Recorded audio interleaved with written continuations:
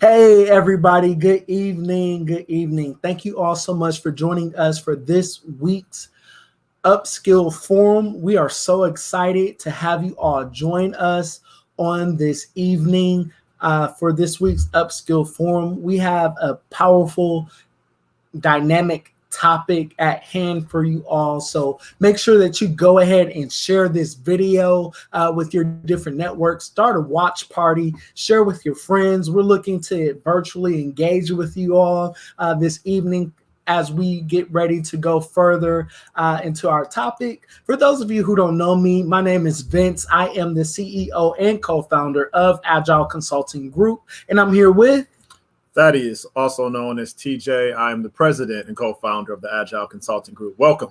Welcome. So we're so excited to have you all join us here this evening. So for tonight's topic, we'll be talking to you all about leadership. We're going to be talking about the effective styles versus the least effective styles of leadership. I definitely feel that this is a topic that many can relate to. Maybe you are a leader yourself and you may identify with one of the styles that we're talking about this evening, or maybe you have been a direct report to an individual that you may identify as one of these types of leaders that we're going to share about this evening. So we want to kick off with a quote. The quote is, "The essence of leadership is influence, not authority." That is, I think many people get that misconstrued very often. They think that in order to be a leader that they have to be, an authoritative figure, similar to how we grow up as children. Our parents are in that authoritative, position where sometimes that can be perceived as a dictatorship where you don't have a voice, in the matter. No, that's really good, Vince. I agree with that 100%. And I think there are some good leaders. There are some excellent leaders. And there's also some very bad leaders. And regardless of what type of leader that you are, either you're a good one, bad one, mediocre one, but what type of leader are you and what category do you fall in? But definitely agree with what you're saying. I think that's good. I think you shared a really good point with you could either be a good leader or you could be a bad one. So I think that it's important too to identify what your leadership style is, what works for you, what works for your team, what works for your company, and the culture of your company. I think a lot of times we miss it a little bit, but I want to talk a little bit about the culture of a company, the culture of an organization. Sometimes our leadership style doesn't quite fit, right, with that company's culture. So I think, as we go further into our forum on this evening, we'll get to learn a little bit more about the different leadership styles and even relate that back to the culture of companies. And I think that that's important. No, that's a good point, Vince. I think it's so important too that everyone understands, no matter what, you're a leader. What type of leader are you? So when you start, as we go through the different types of leaders, think about it for yourself and try to put yourself into a category depending on what type of leader you may be. You may not be a manager on your job, but you may be a leader in your household. You may be the head of the household. You may be the father. You may be the mother. You may be the auntie. Maybe it's even working in ministry at your local church. You're some type of leader in some shape or form. And whether you have a title or not, understanding no matter what, you have a responsibility to lead. How will that look? Will it be good? Will it be bad? Or will you be that challenging individual to work with? That's good. Yeah. That's really good.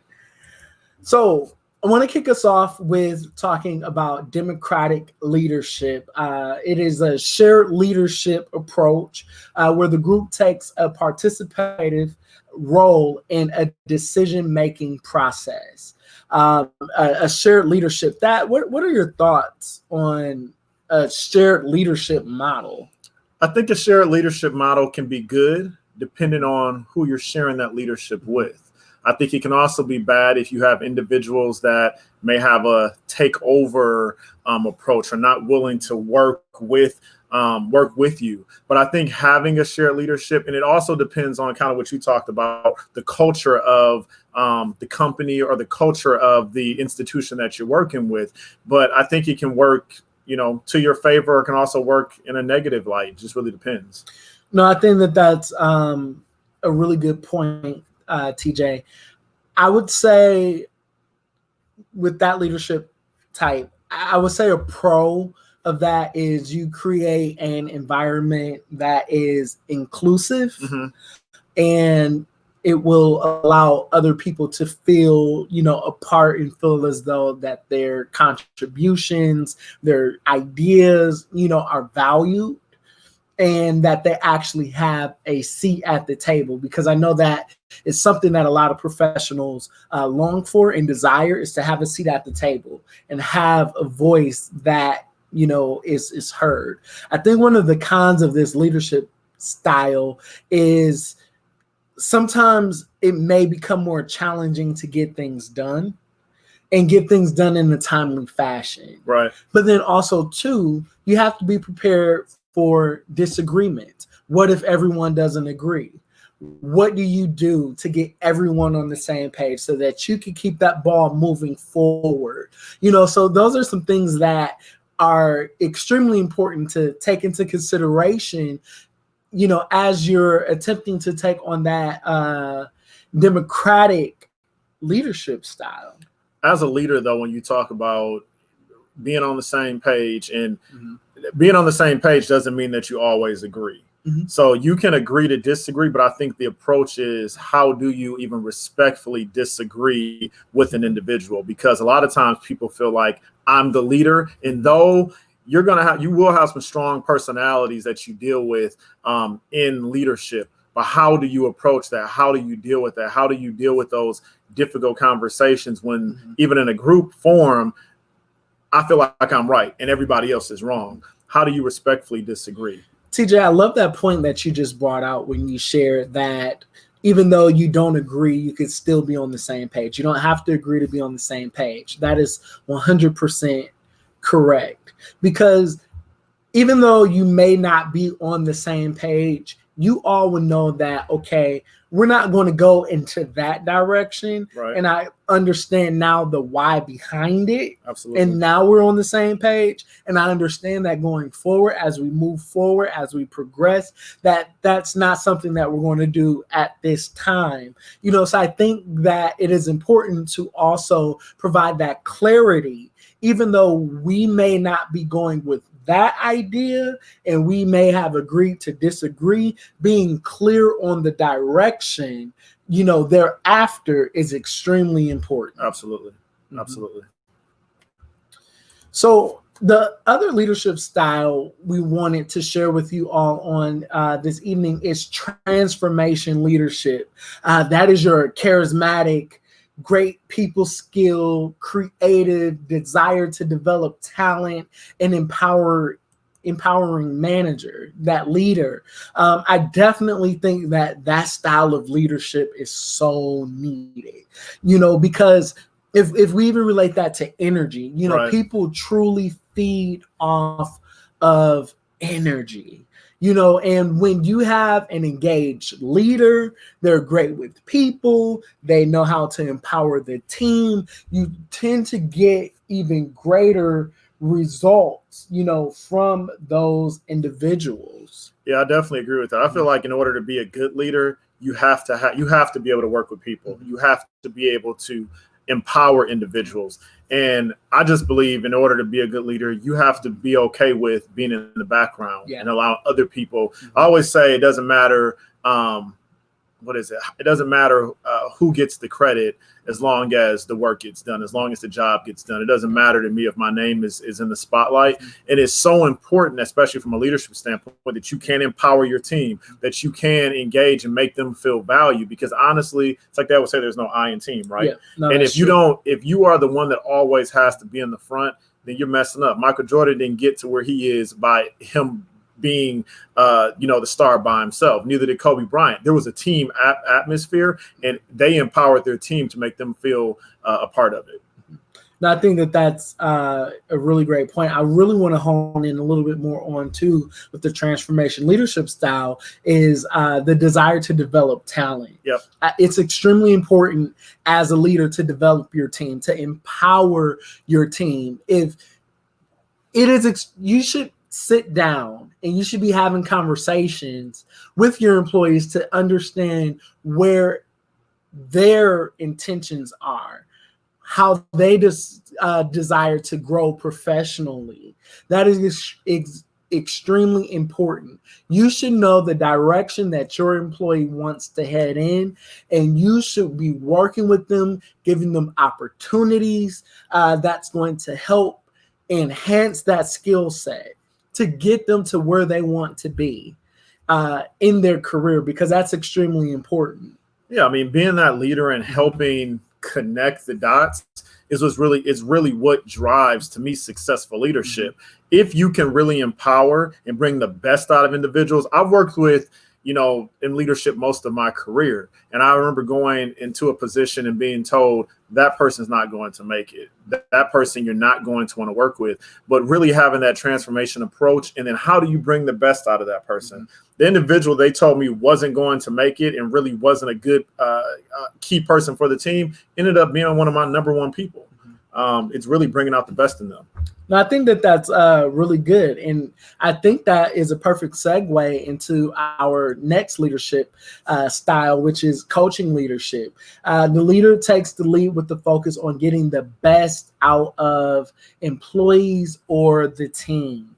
That requires a coach. If you even relate that back to sports, yes, they're not on the playing field or the court with the players, but they know the game. Right. They know exactly how to coach, and they know exactly what their players' strengths are, what their weaknesses are, and things that they need to work on. So they focus on those things in practice, and they share with them, those areas of opportunities with them. So then when it's game time, that they're showing up, and they're showing up with their A game. No, you definitely have to think of it from that standpoint, because if you don't, you're honestly only failing yourself. And when you look at the entire team as a whole and think about how you can bring those pieces together and really make it connect and connecting those dots, that's really what makes a good leader, a successful leader. Because a lot of times I can personally say I've been in situations, even when I've worked with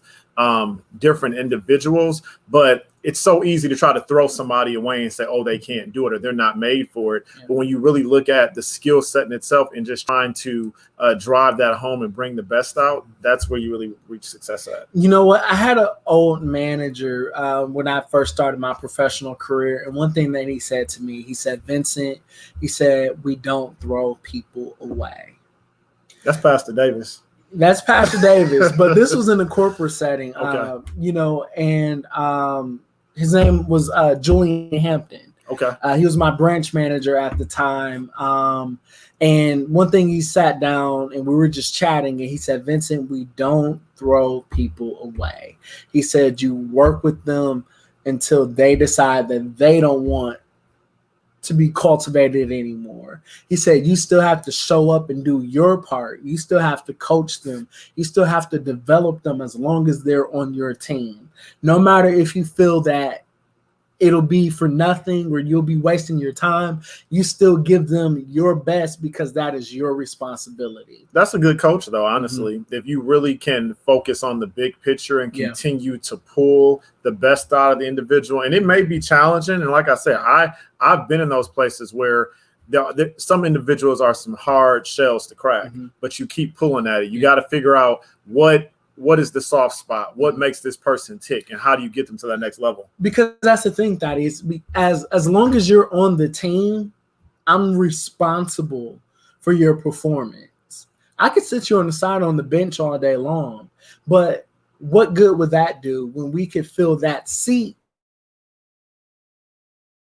with someone best? So if you've given up on that employee, I really encourage you to go back and make sure that you're giving that employee your best, and make sure that you're not doing a disservice to them, because maybe they don't feel valued.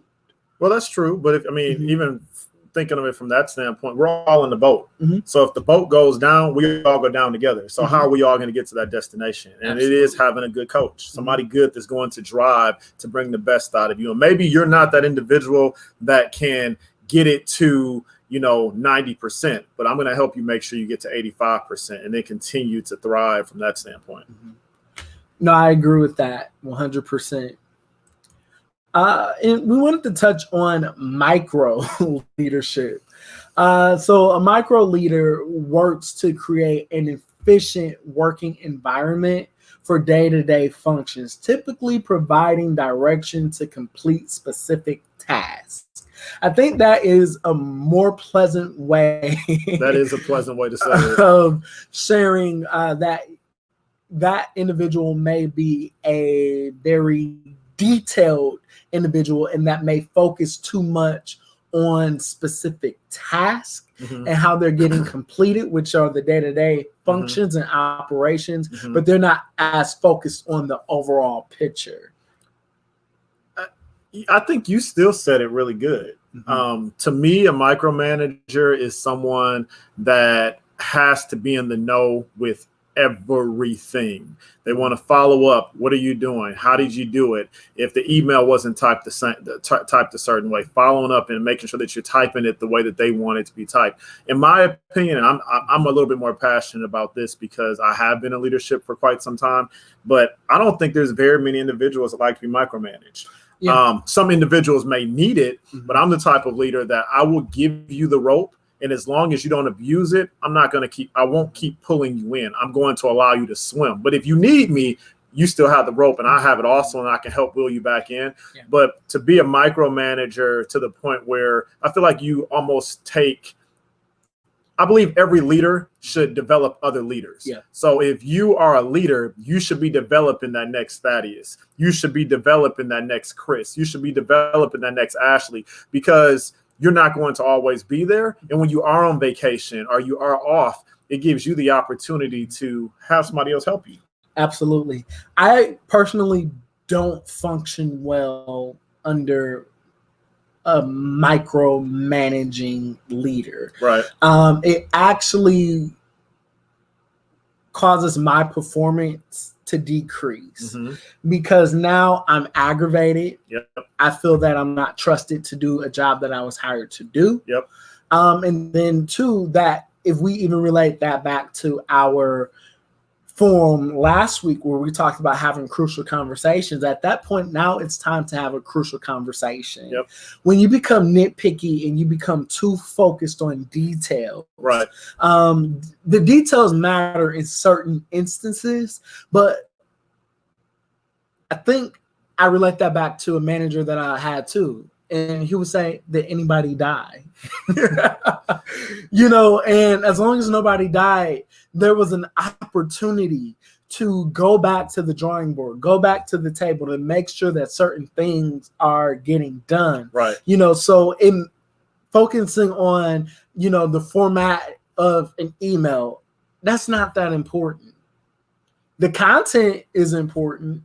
You want to make sure that you're spelling things correctly, but certain things like that, it's not that important. You should be focused on the bigger picture, the overall success of your agenda, and making sure that you are checking those items off the list. I had a manager, she focused so much on all the minor details of everything. So much so to the point where I felt as though we weren't getting anything done. And she started getting aggravated with me because I was a big picture, kind of guy. So our styles of leadership clashed. Right. So we had to have a tough conversation, and ultimately that resorted to me leaving that location and wanting to leave the company because, like I mentioned before, I can't function under that type of leadership.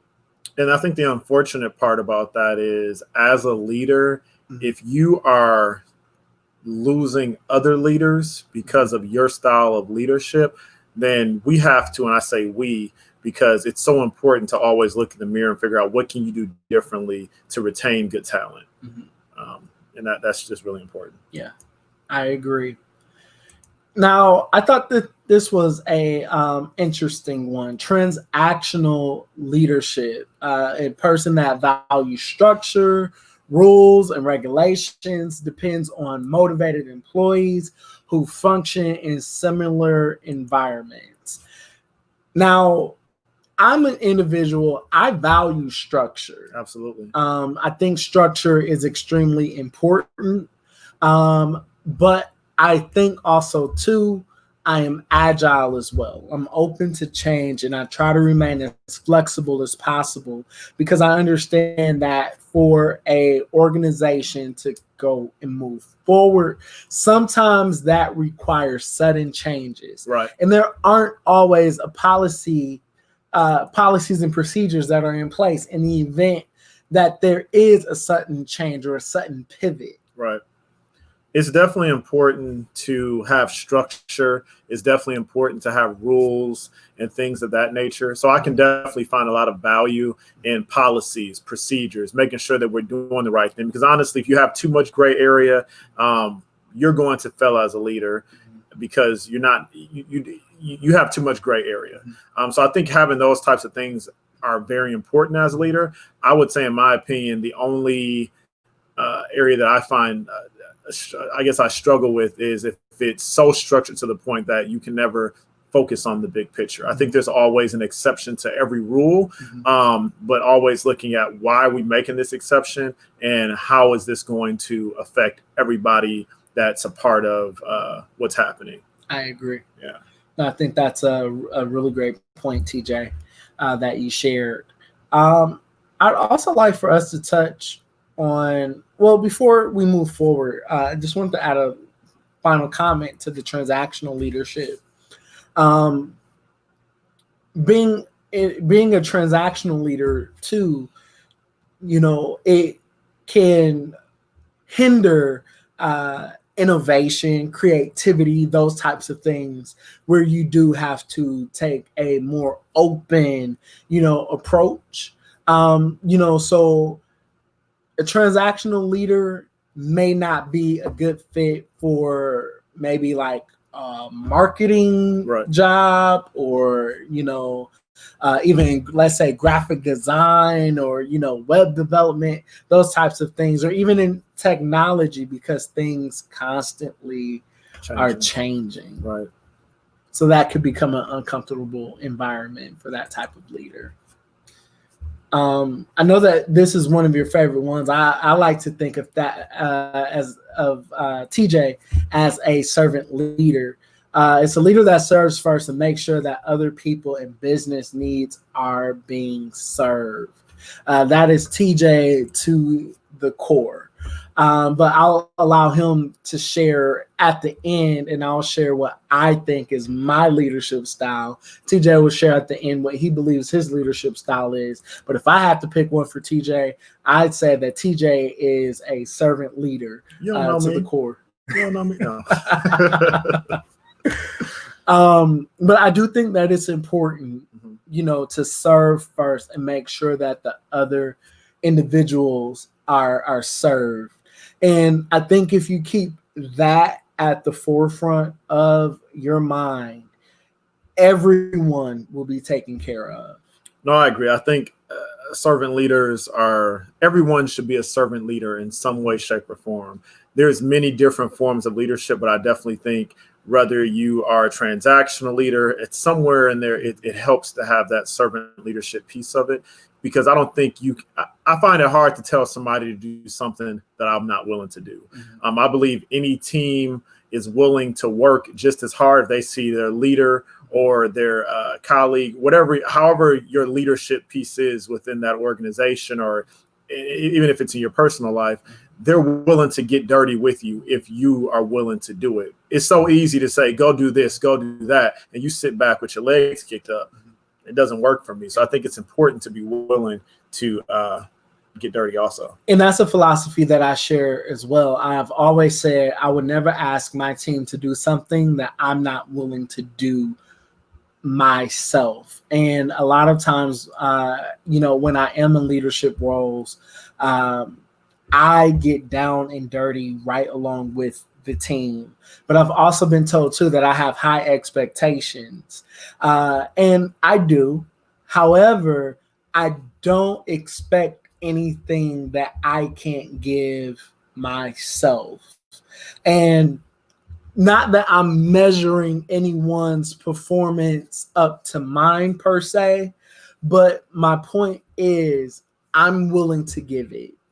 So my hope is that you will be willing to give the best of you, as well. My best is not your best. Right. Your best is not my best. But I want you to give your best. You have to be willing to give in order to reciprocate. Because if you're not willing to help push the wagon, I think you're almost dead weight. You're holding up progress. Yeah. And in order for any team to succeed, I think you have to be willing to, I say get dirty, but really serve also. Mm-hmm.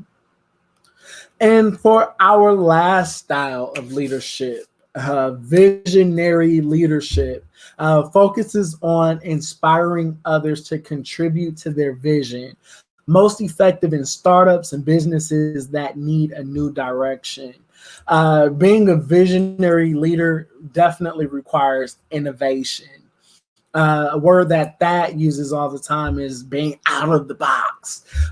It is so important for a visionary leader to be a leader that is out of the box, that you're not sticking to the traditional route of getting things done, but you're being open to different ways and different processes and different strategies, to get things done.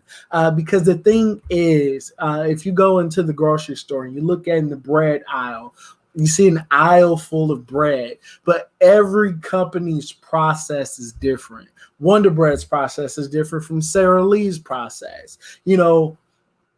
Every process is different, and it requires a level of innovation to appeal to a certain audience. No, I agree with that a lot. For me, even working in my secular job, I find a lot of value when I see different initiatives taking place, and I can see the vision coming to pass of the different things that are being done.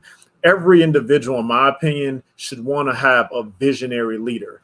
Every leader, you may have a mix of both. So once I share what I believe my leadership trait is, or how I lead, you may have multiple that are within your circle, but which one stands out the most? And I definitely think having a visionary leader is huge, because everybody wants to be a part of what's new. So when Apple comes out with their new iPhone, clearly that CEO had a great vision of what it is that they want to do for the next year. So every leader should have some type of vision as to what's happening, what's, as I would say, out of the box, to really cultivate and bring that vision and bring it to pass. And to add to that, being a visionary leader, it requires a leader that's going to stick to the vision. Yep. Once you share what the vision is, everything that you do must line up with where you are headed. If you are not leading in the direction that you shared and that you communicated that you're headed, you're going to raise some eyebrows, and you might start experiencing some disengagement from the people that you're leading. So be mindful of that. To my visionary leaders, is stick to the vision that you communicated. If the vision happens to change, which that happens sometimes, communicate that and get the people's buy-in, get them on board, get them excited about where you're headed. Share with them, hey, this is where we're headed. X, Y, and Z happened. COVID happened. It caused us to take a step back, and we have to reanalyze and reassess some things. But, here's our new direction. And just to add a little bit more to that, in the ministry that I serve in, our leader always says, have a vision with the vision. And it's so important as a leader that you don't mind having a vision, but allowing someone else to have a vision with you, because they may make that vision even greater than what it is that you had.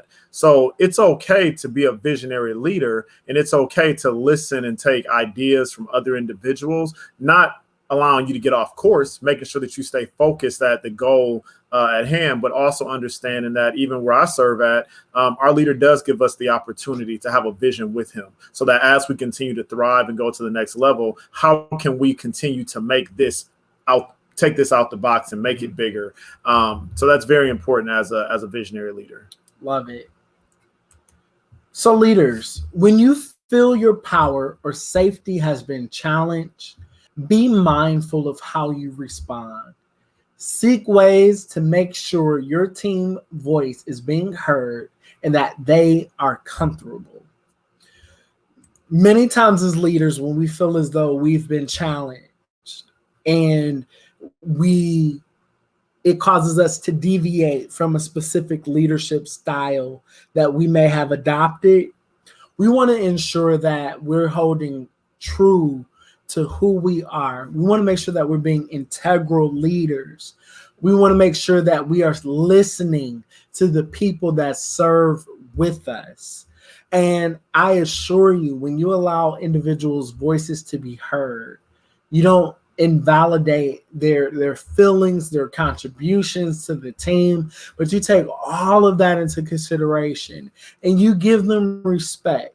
I can assure you that your outcome, the ending outcome, would definitely be a desired one. So leaders, be mindful of that when you feel that your power, has been challenged. I remember being a new manager, and I myself, being a millennial, was a manager of other millennials. I thought that because I was in this leadership role that they were supposed to just give me respect, but not understanding that I had to earn their respect. That's all right. And it took some time.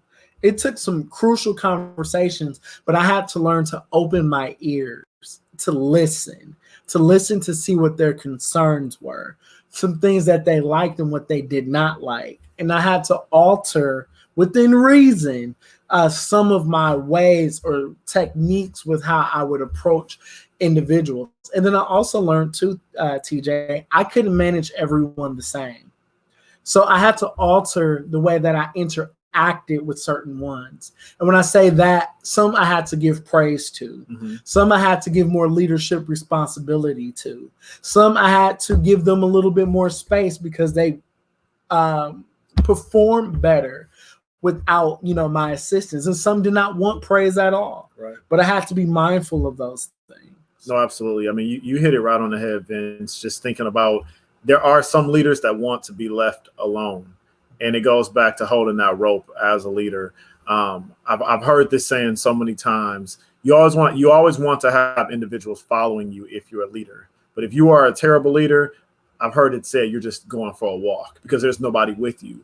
As a leader, you want people to be on your team. You want people to support you, and you want people to really understand the vision of whatever it is. Like I said, whether it's in your professional life, whether it's in your personal life, it could be, you might be a leader even within the friends that you have within your circle. How are you leading? What are you doing to help take individuals to the next level? I always say, if anyone is in my circle as a yes man, I don't need you, because ultimately I need someone that's going to challenge me in a respectful way, someone that's going to help ensure that I'm getting to the next level, to really understand the big picture. So definitely understanding the importance of the different types of leadership and when to use those types of leadership. I think it's good to be very versatile. Yeah, no, I agree. Very great point. So we reached a point in our forum where we are opening the floor for questions, and we'll provide answers to whatever questions that you may have. So go ahead right now and drop those comments in the comment section and share those questions with us. TJ and I are ecstatic to answer any questions that you have, and we're also open to receiving your comments as well too. So while they're getting their questions, Vince, what type of leader are you? I think I identify with the visionary leadership style. I would agree with that. Yeah. Vincent definitely has a vision and always looking to help drive and really take things to the next level. And he is definitely an individual that sees things. I'm like, man, how did you put that together? And he's like, I don't know. It just kind of came to me.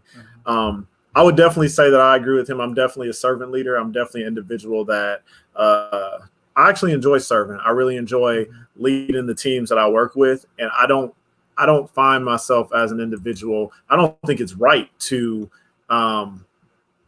tell individuals to do something and I'm not willing to do it. I'm not willing to serve and help get the job done. So I agree 100%. Thaddeus is definitely a servant leader. As I mentioned earlier, he is not afraid to get his hands dirty and to get in the thick of things right along with you and making sure that things get done. And I believe that is why a lot of people follow you even today, TJ, is because you are truly an individual that leads by example, and you don't ask anybody to do anything that you're not willing to do yourself. So that is definitely a admirable, trait, about you. So keep that up, man. Thank you. So we reached the point where we are going to share our announcements. Join us August 29th for our Climbing the Corporate Ladder webinar. This is a webinar that you don't want to miss. Make sure that you go and you register today at www.agile-consultinggroup.com for our early bird special of just $60. You will be thrilled with the presentations that you're going to receive from industry professionals. So if you are an individual that has been struggling in your profession to get to that next level, I challenge you, I encourage you to sign up for this webinar. You will not be sorry. You're going to leave feeling empowered. You're going to leave experiencing results that you did not get before. You're going to know exactly some areas of opportunities for yourself so that you can continue to professionally develop. So make sure that you visit our website. Once again, www.agile-consultinggroup.com to get signed up today. And then definitely want to let you know to meet us here every Tuesday at 6:30. When? 6:30 on Tuesdays. Tuesdays? Yes. Every Tuesday? Every Tuesday. Love Vince. it. Okay. Every Tuesday. We have topics, some of them that you have sent to us that you want us to address and just share our thoughts and viewpoints on. But then in addition to that, we have topics that we want to help really continue to drive and help strengthen you all. And really, like I said, iron sharpens iron. So even with the comments and things that you share, but definitely every Tuesday, join us here for the Upskill Forum at 6:30. Awesome.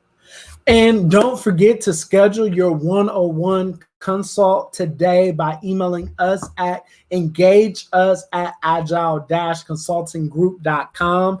If you or someone that you know are looking to start up a business and don't know exactly where to start, or if you are an individual that is looking to develop yourself professionally and you need a coach, a career coach, don't hesitate to send us an email. Once again, at engageus@agile-consultinggroup.com. We have had some amazing consultations with some amazing individuals. We're excited to share with you in the near future some of the businesses that have been birthed under the leadership and direction, of our consultations that we provide here at Agile. Definitely. So personal branding, career growth, if you're just looking at how, just to get to that next level, we definitely have the skills that you need. So definitely reach out to us. We want to take some time and really help you get to that next level. Yeah. And team building and leadership as well. Yep. And customer service training. Absolutely. Absolutely. Want to encourage you to join our private group. So we have a private group on Facebook, the Agile group. Definitely want you to be a part of that, where we share different exclusive updates that are happening, even with Agile, different information that we receive firsthand that can really help evolve you. That's information that we share within the group. And then also you have direct access to some really good professionals that are also a part of the group. So definitely want you to be a part of that and really stay in the know with us. And then we're also on Facebook. Follow us on Facebook. Also like us on Instagram, and then definitely LinkedIn. LinkedIn is a major resource, but definitely follow us on LinkedIn also. Awesome. So with that being said, thank you all so much for tuning in. We can't wait to connect with you all once again next week, Tuesday, right here at 6:30 p.m. for your next session of the Upskill Forum. And what's our motto, TJ? Live agile, work agile, succeed agile. Thank you all again for tuning in. Until next time.